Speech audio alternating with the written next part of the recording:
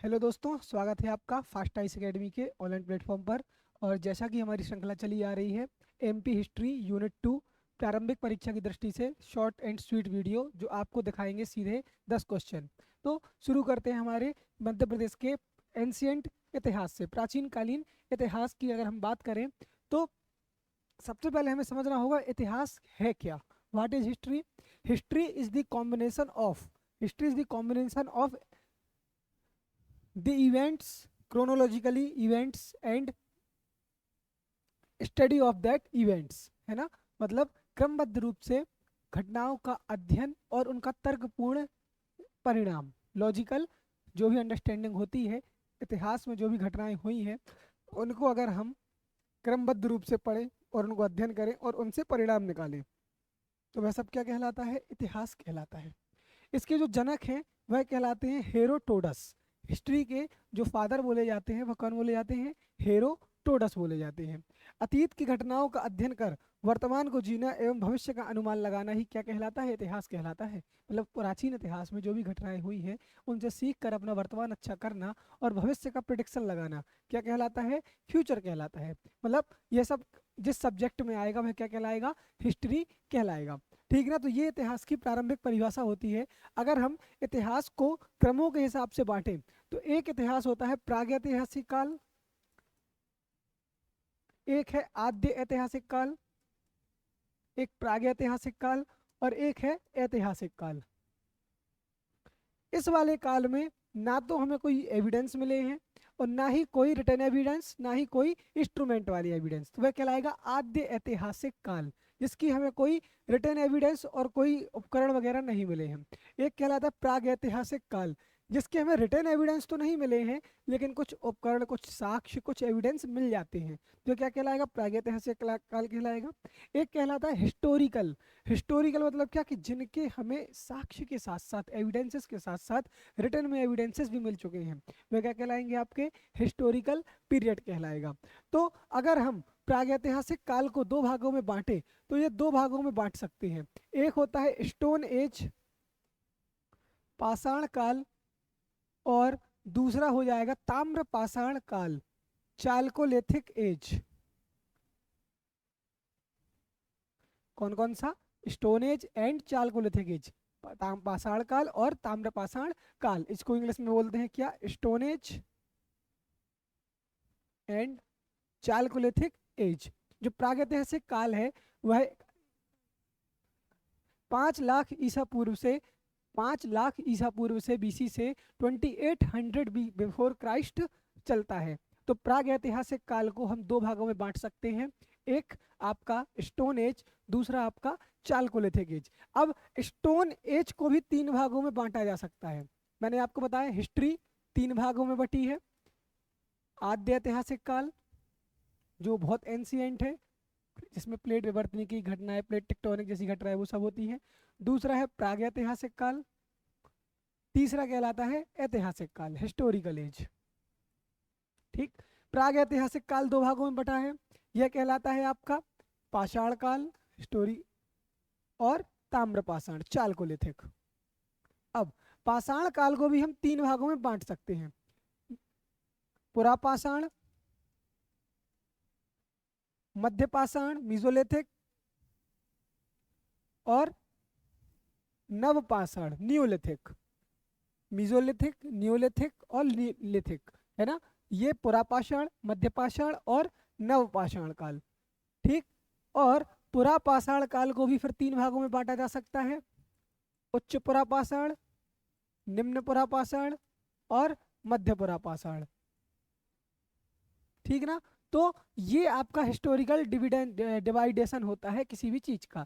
तो इसी क्रोनोलॉजी में हम देखेंगे हमारा जो इतिहास मिल रहा है हमको प्राग ऐतिहासिक काल से मिल रहा है। और इसके जो मध्य प्रदेश में एविडेंस मिले हैं इसमें देखो क्या है, कोई भी रिटर्न एविडेंस आपको नहीं मिलता है ना। आपको हिस्टोरिकली एविडेंस मिलेंगे, पुरातात्विक साधन मिलेंगे। इस काल में पत्थर एवं हड्डियों का उपयोग होता था और गुफाओं में चित्रकारी हो रही है। जो प्रागैतिहासिक काल है इसकी लिपि पढ़ी नहीं जा चुकी है, कोई रिटर्न एविडेंस नहीं मिला है। कुछ कुछ उपकरण मिले हैं, कुछ कुछ हथियार मिले हैं जिनको जोड़ा जा सकता है और जिनको हम यूज कर सकते हैं। तो ये वाले काम है। अब जो पाषाण काल है इसको 3 भागों में बांटा जा सकता है। पाषाण काल को हमने बताया 3 भागों में बांटा गया है, एक पुरापाषाण, मध्यपाषाण, नवपाषाण, मीजोलिथिक, नियोलिथिक, है ना। यह 3 भागों में बटे हुए, यह चलेगा 5 लाख से 12,000 ईसा पूर्व तक। 5 लाख ईसा पूर्व से 12,000 ईसा पूर्व तक आपका पूरा पाषाण काल चला है। 12,000 ईसा पूर्व से 9,000 ईसा पूर्व तक आपका मध्य पाषाण काल यानी मीजोलिथिक एज चली है। इसके बाद 9,000 से 3,000 बीसी तक आपकी नियोलिथिक एज चली है। तो ये आपकी स्टोन एज को 3 भाग में डिवाइड किया गया है। स्टोन एज माने पाषाण काल, इसको 3 भाग में बांटा गया है। इसके बाद जो आपका पूरा पाषाण काल है, सबसे पुराना वाला है, उसमें क्या क्या हुआ है मेनली, उसमें आग का आविष्कार हुआ है। तो ये आपके प्रीलिम्स में इंपॉर्टेंट है कि आग का आविष्कार किस काल में हुआ है, पुरा पाषाण में, मध्य पाषाण में, नव पाषाण में। मनुष्य के द्वारा जो चीज सबसे पहले खोजी गई जो उसको जानवरों से अलग बनाती थी, वह क्या थी, आग थी, फायर थी। तो फायर यहाँ पर मिल चुकी है। इसमें मध्य मानव जो था वह निग्रेटो प्रजाति का था। मुख्यतः मानव कैसा था, निग्रेटो प्रजाति का था। अफ्रीका कॉन्टिनेंट में रह रहा है, वहीं पर विचरण कर रहा है। पेंजिया पेंथालासा तब एक कुछ था। प्रमुख स्थान थे इसके भीमबेटका, हथनौरा, नेवासा घाटी और बेलन घाटी। कौन कौन सी घाटी, नेवासा घाटी, बेलन घाटी, भीमबेटका, हथनौरा, यह सब मध्य प्रदेश के स्थल हैं। कौन से स्थल हैं ये, एमपी में पुरापाषाण कालीन स्थान है ये। कौन कौन से, भीमबेटका, हथनौरा, नेवासा घाटी और बेलन घाटी। इस समय उपकरण अत्यंत छोटे होने के कारण इसे माइक्रोलिथ काल भी बोला गया है। पुरापाषाण काल को क्या बोला गया, माइक्रोलिथ एज। क्यों, क्योंकि इस समय जो भी इंस्ट्रूमेंट यूज किए जा रहे थे ह्यूमंस के द्वारा वह कैसे थे, बहुत छोटे छोटे थे। आत्मनिर्भर जीवन था और मांसाहारी जीवन था। इसके बाद मीजोलिथिक जो एज आई, इसका एकमात्र स्थान मिला हमको आदमगढ़। कौन सा मिला, आदमगढ़ था। यह 10,000 बीसी से 7,000 बीसी तक एक्टिव रहा है। इस एज को कब, 10,000 बीसी से 7,000 बीसी तक बोल सकते हैं। मध्य प्रदेश में एक स्थान इसका आदमगढ़, और पशुपालन इसमें प्रमुख हो गया था। अब मनुष्य पशुपालन करने लगा है मीजोलिथिक एज के समय तक। इसके बाद जो नई एज आई हमारी वह कहलाई नवपाषाण काल। कौन सा काल, नवपाषाण काल, इसको बोलते हैं नियोलिथिक। 7,000 से 4,000 या 3,000 बीसी, कहीं कहीं 3,000 बीसी बोल सकते हैं। इसमें जो एग्रीकल्चर था मुख्य व्यवसाय बन चुका था।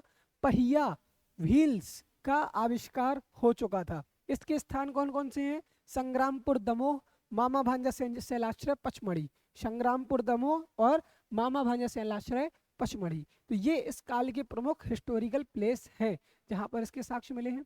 तो आपको यहाँ मुख्य फैक्ट क्या मिले कि आग का आविष्कार किस काल में हुआ, पुरापाषाण काल में हुआ। मनुष्य ने पशुपालन करना कब से प्रारंभ किया, मध्य पाषाण काल से किया। इसके पश्चात पहिया यानी व्हील्स और एग्रीकल्चर कब से शुरू हुई है, यह हमारी नव पाषाण काल से शुरू हुई है। बात सी सरल है। चलो अब हम देखते हैं हमारी चालकोलिथिक एज, ताम्र पाषाण कालीन संस्कृति। 2200 से लेकर 1000 बीसी तक यह चली है। 2200 बीसी से 1000 बीसी तक चली है। इसमें तांबे से बने औजारों का प्रयोग किया जाता था, है ना। तांबा और पत्थर से बने मिश्रित औजारों का प्रयोग किया जाएगा।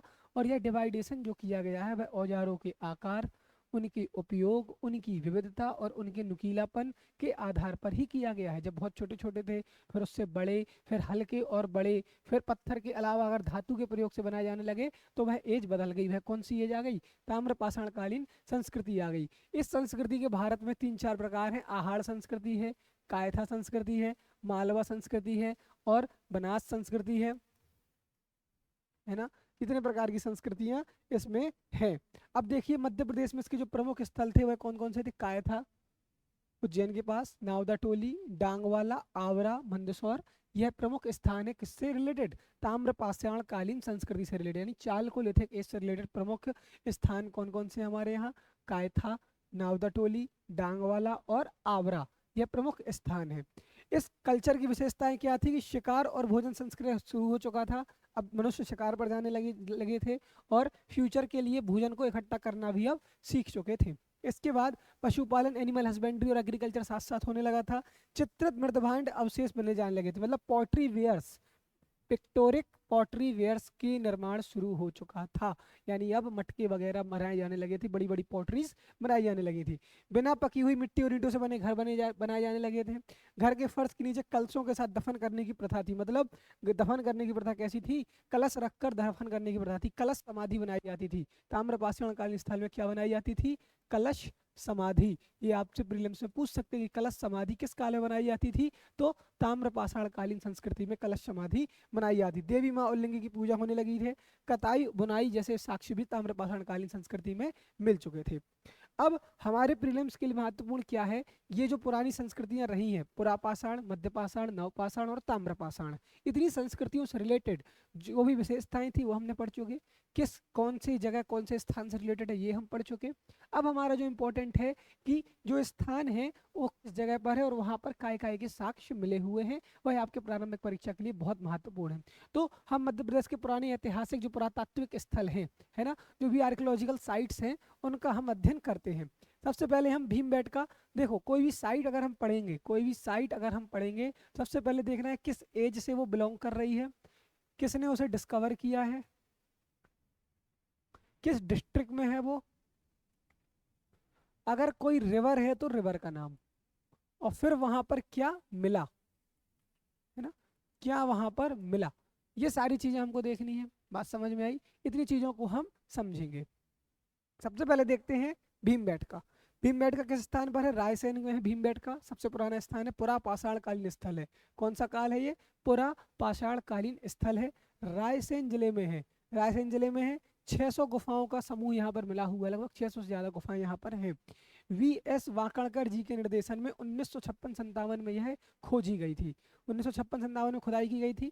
प्रारंभ में मानव इन गुफाओं में अपने दैनिक जीवन की गतिविधियों को चित्रित किया करता था। आप देखेंगे यहाँ की दीवारों में आदिवासियों के द्वारा, जो सॉरी आदिवासी नहीं बोलूंगा, क्षमा चाहूंगा उसके लिए, हमारे आदि मानवों के द्वारा, जो हमारे पूर्वज हैं उनके द्वारा उन दीवारों पर चित्रों की श्रृंखला बनाई गई। एक के ऊपर एक कई श्रृंखला बनाई गई, जिसमें शिकार, नृत्य, बैठना, घूमना, जिस सब चीज़ों की दैनिक गतिविधियों के चित्र उसमें बनाए गए हैं। वर्ष 2003 में इन गुफाओं को यूनेस्को विश्व विरासत स्थल बताया गया है। किसको? भीमबेटका की गुफाओं को 2003 में यूनेस्को वर्ल्ड हेरिटेज साइट के रूप में इसको रखा गया है। दूसरा जो प्रमुख स्थल है वह है हमारा नावदा टोली। नावदा टोली किस स्थान पर है? नावदा टोली कहाँ पर है? खरगोन जिले में है। किस जिले में है? खरगोन जिले में है। कौन सी नदी के किनारे है? नर्मदा नदी के किनारे है। कौन से समय का है ये? चालकोलिथिक एज का है। ताम्रपाषाण कालीन स्थल है, चालकोलिथिक एज का है। किसने इसकी खोज की? एच.डी. सांकल्य। किसने की? एच.डी. सांकल्य महोदय के द्वारा इसकी खोज की गई थी। एच.डी. सांकल्य ने इसको खोजा और यहाँ की खुदाई की गई। यहाँ सबसे अधिक मात्रा में गेहूं, चना, मसूर, मटर जैसे अनाज मिले हैं। रेड एंड ब्लैक पॉटरीज मिली है, कताई बुनाई, इन सब के साक्ष्य मिले हैं। क्योंकि ये ताम्रपाषाण कालीन स्थल है, इसलिए सब चीज़ों की वहाँ पर क्या मिले हुए हैं? एविडेंस मिले हुए हैं, सीधी सी बात है। दूसरा जो महत्वपूर्ण स्थल है वह है कायथा। कौन सा है? कायथा। कायथा क्यों महत्वपूर्ण है? कायथा इसलिए महत्वपूर्ण है कि उज्जैन के निकट कालिंदी नदी में, कालिंदी नदी के स्थान पर यह स्थित है। यह भी एक ताम्रपाषाण कालीन स्थल है। कौन सा? मध्य पाषाण कालीन भी है और ताम्रपाषाण कालीन भी है, दोनों पाषाण कालीन है। ये मध्य पाषाण कालीन भी है, मतलब मीजोलिथिक भी है, और ताम्रपाषाण चालकोलिथिक भी है। वी.एस. वाकणकर ने इसकी खोज की थी। उज्जैन जिले में है, कालिंदी नदी के किनारे पर है। मीजोलिथिक और चालकोलिथिक इससे रिलेटेड है। वराह मिहिर का जन्म भी इसी जगह पर हुआ था। इसका पुराना नाम क्या है? अपथा। क्या है इसका पुराना नाम? अपथा। कायथा का पुराना नाम अपथा था। क्या था? अपथा। तो यह भी इंपॉर्टेंट है, इसका पुराना नाम, प्राचीन नाम क्या था? अपथा। मध्य पाषाण कालीन, ताम्रपाषाण कालीन स्थल है। वी.एस. वाकणकर जी ने इसको खोजा है। कायथा किस जिले में है? उज्जैन नदी में है। उज्जैन जिले में है। और किस नदी के किनारे है? कालिंदी नदी के किनारे है। अगला जो मुख्य आपका पुरातात्विक स्थल है वह है अहाड़। अहाड़ कहाँ पर है? आहड़। आहड़ कहाँ पर है? मंदसौर में है। यह भी प्राचीन स्थल है। मंदसौर को पहले दसपुर के नाम से जाना जाता था। यहाँ पर तांबे की वस्तुएं, काले और लाल वर्धमान, छिद्रित मुद्रा, ये सब मिली हुई हैं, तो यह भी इंपॉर्टेंट है। इसके बाद जो दूसरा सबसे महत्वपूर्ण है अगला, वह है एरण। एरण स्वभोग नगर सागर। किस जिले में है? सागर जिले में है। बीना तहसील में स्थित ऐतिहासिक स्थल है। 1961 में सागर विश्वविद्यालय के प्रोफेसर वत्सल वाजपेयी, वाजपेयी जी, प्रोफेसर वी वाजपेयी के निर्देशन में इसकी खुदाई की गई थी। यहाँ पर सती प्रथा का सबसे पहला साक्ष्य मिलता है। कहाँ पर? एरण में सती प्रथा का सबसे पहला लिखित साक्ष्य भानुगुप्त के अभिलेख से मिला है। सबसे पहला विष्णु मंदिर का साक्ष्य मिला है। वराह मंदिर के साक्ष्य भी मिले हैं। समुद्रगुप्त का दान नगर भी इसे कहा जाता है। समुद्रगुप्त का दान नगर, स्वभोग नगर भी इसको कहा गया है। किसको? एरण को। एरण बहुत महत्वपूर्ण है। यहाँ स्वभोग नगर, दान नगर, और यहाँ पर पहला विष्णु मंदिर, पहला वराह मंदिर, है ना, ये सब के साक्ष्य मिले हैं। पहले सती प्रथा के साक्ष्य मिले हुए हैं। कहाँ पर? एरण में। किस जिले में है ये? सागर जिले में है। एरण की गुफाएं बहुत फेमस है। एक और प्राचीन ऐतिहासिक स्थल है हमारा डांग वाला। कौन सा स्थान है? डंगा वाला नहीं है, डांग वाला है। डांग वाला कहाँ पर है? गौर से देखिए, डांग वाला उज्जैन जिले में है। यह भी कालिंदी नदी के किनारे पर है। ऐतिहासिक स्थल है। यह कौन से समय का है? ये ताम्र पाषाण कालीन है। ये कौन सा? चालकोलिथिक एज का स्थान है। कौन सा? डांग वाला चालकोलिथिक एज का है। यहाँ लोहे के औजार भी मिले हैं। AK नागराज राव, किसने खोज की है इसकी? AK नागराज राव के द्वारा यह स्थान खोजा गया। AK नागराज राव के द्वारा यह स्थान खोजा गया था। अगला है नागदा। KN दीक्षित के निर्देशन में यहाँ पर खुदाई की गई नागदा। तीसरा है उज्जैन। उज्जैन का नाम है अवंतिका। क्या नाम है उज्जैन का? अवंतिका। नागदा भी उज्जैन में है। उज्जैन का अवंतिका के नाम से जाना जाता है। क्षिप्रा नदी के किनारे स्थित है। यहाँ हेलियोडोरस का अभिलेख भी मिला है। नहीं, ये यहाँ नहीं मिला है। ठीक, तो उज्जैन का नाम क्या है? अवंतिका। उज्जैन का नाम क्या है? अवंतिका। वो विदिशा में मिला है हेलियोडोरस का। ठीक, एक है इंद्रगढ़। इंद्रगढ़ से विष्णु जी की मूर्तियां मिली हुई हैं। एक है कसरावत खरगोन। कसरावत किस जिले में है? खरगोन जिले में है। नर्मदा नदी के दक्षिण तट पर स्थित है। यहाँ बौद्ध स्तूप और मृदभांड मिले हुए हैं। बौद्ध स्तूप और मृदभांड कहाँ मिले हुए हैं? कसरावत में मिले हुए हैं। आवरा एक स्थल है। ये कहाँ पर है? मंदसौर में है। इसको त्रिवेदी जी के द्वारा खोजा गया था। किसके द्वारा? त्रिवेदी जी। त्रिवेदी जी के द्वारा इसका क्या किया गया? उत्खनन कराया गया। एक है जटकरा। जटकरा, जटकरा कहाँ पर है? खजुराहो छतरपुर जिले में है। यह भी आपका प्राचीन स्थल है जटकरा। यहाँ पर भी आपके पुरातात्विक साक्ष्य मिले हुए हैं। कसरावत कहाँ पर है? खरगोन में है। ठीक है ना। तो इस प्रकार से यह आपके पुरा पाषाणकालीन, मध्य पाषाणकालीन, नवपाषाणकालीन, ताम्र पाषाणकालीन स्थल हैं जहाँ पर साक्ष्य मिले हुए हैं और प्रमुख स्थलों के बारे में जानकारी, प्रमुख फैक्ट्स के बारे में जानकारी हो जाती है। और इस तरह आपके मध्य प्रदेश के प्राचीनतम इतिहास की प्रारंभिक जानकारी कुछ इस तरह है, और यही आपके महत्वपूर्ण एग्जाम में आने के लिए। तो धन्यवाद, बने रहिए फास्ट IAS अकेडमी के साथ।